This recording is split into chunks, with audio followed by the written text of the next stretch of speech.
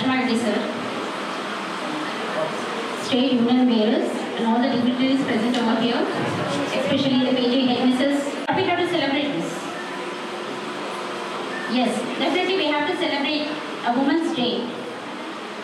This is a celebration of womanhood in order to recognize the achievements of a woman in the society. And being teachers, we have to mount.